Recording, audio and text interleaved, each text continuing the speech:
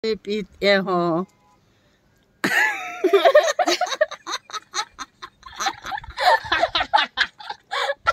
Zinka pa.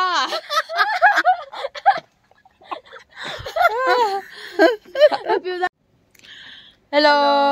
Zinka pa. Tua hi meri sa ka chi di ho hin aki chai chanin nin red pi. Tua hi merit cha ulal cha merit cha ka chi de hi in chalaya hin gadi ka nga tawin ma sa ka sei banga chu gadi kinai lauzi a ongam cha te gadi ka nga ki ro hin amho ki chai zap nai lauzi ba vlog ka hin bol ki ro he chi hele kapi kanu anu a hi in chi hele kapu chanu chi ke bye bye bahata Bye. Chalahi DC hin to ka china hele DC quarter chi ke tawe tuni outfit kan vet sakit this top si green bana pun behele chong tu pun beka ki ven tuni bana can ko chita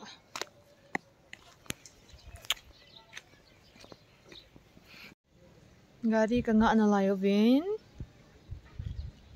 sahin ka tau ve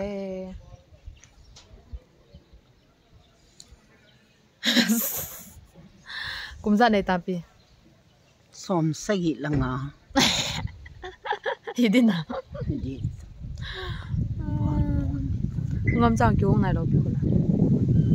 Ta nang nu yung som alin. ay ka tau dai ka nga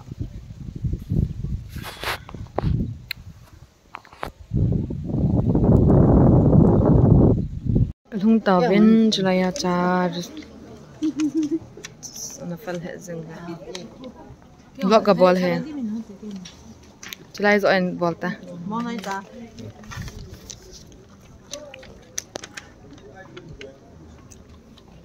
chung na nga am dia mon kalung tawin welcome to our wedding lalcha zauza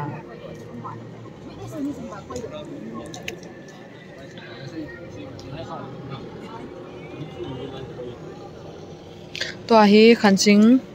my videographer akan manditach Kinte kacha ay pat video hile Pastor Sekutam Tautam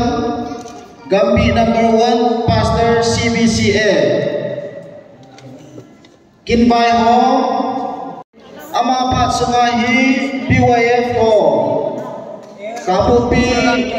Center Church PYF ho labungkat an sading ahin chiang ki chai ting le ho kum pha kai sipung na hitin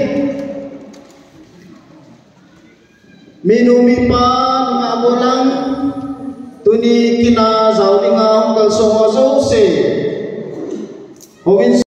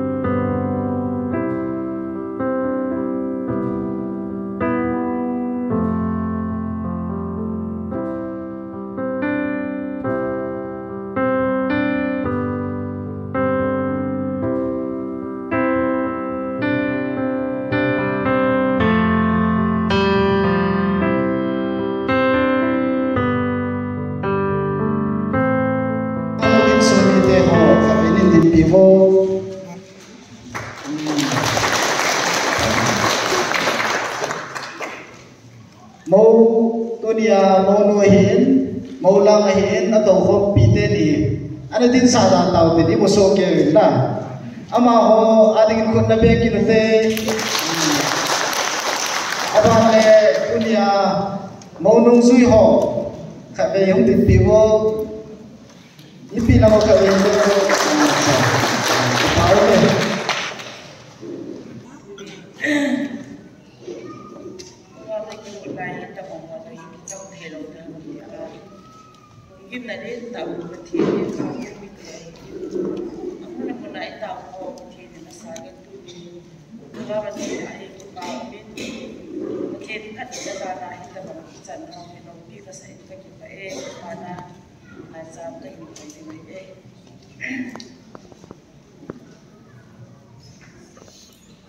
Aji numai ati jing jile amani ju tipung kat kiti hunting ahi ati jing sindo na ngai ju lo cawa dingin pachin tak ti hen tauna dan tigen naman nakut jit na natu golang thang milal do thang hin ahin kwa aji hidinga nahin kihen na hi pakai mena nanu pita de monghina jule pakai mena hi udum keya ama pa ini bi hidinga kidia na ta be chu na ni na Enge apai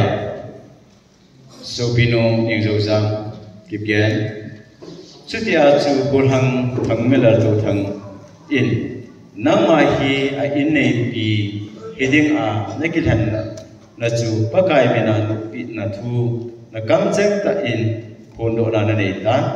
chu to ki hana chu ama to neki che na hana chu phattu na che che hen phatmo na che che hi hen he su na gan thi na hi hen ki pa le ka na hi hen nup na le ka na hi hen dam thi na le dam na hi hen ha sat na le vai cha na a hi zong le ta sa chi na in na khan hon chi lo ba khan lo he la kitchen pi a lung se na bon ba na ngai lu a zel na athuno ya ki tu lu le he holding a hong ki ko mi pi te chile pathi phachapa ang su a hi pathi me na tip na nei ga mi na Enge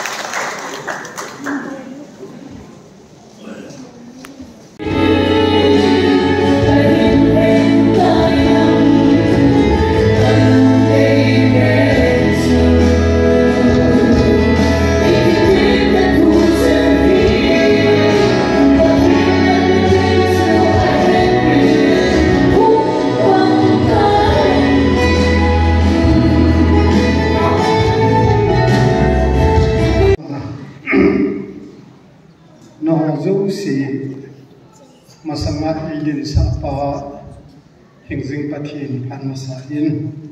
thangwa na kan pi masa Amen. ani chan na in chate zong le nu le pa ogum bi he na kitchen na nei hi koi zo si a he pu ni zong le chate la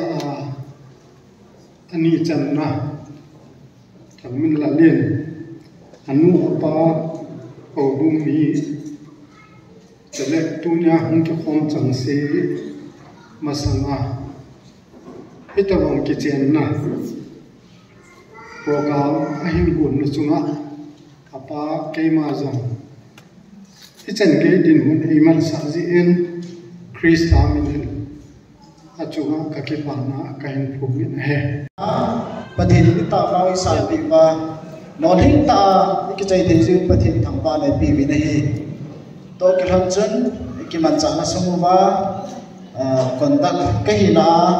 lam kai kong hi na or hi se hi amara pathin mi ni ki ngai da moi tin a chai na a hi ta to ki han hin mi pi bo chat na ding moi tin phat kum khana le chama na dinga taw na event ui ni nei pi le chu iki khano chadon na langai chadon na ki simin ni langai po do le don be be Program ki chai ta program chu 11:30 ai ki pan hin pung khat ho dunga ki chai be ta to hi in ka hlun di tan ha gari pui lo ka het lo ke nga chi ham ka pi zong a le na lain ha le pati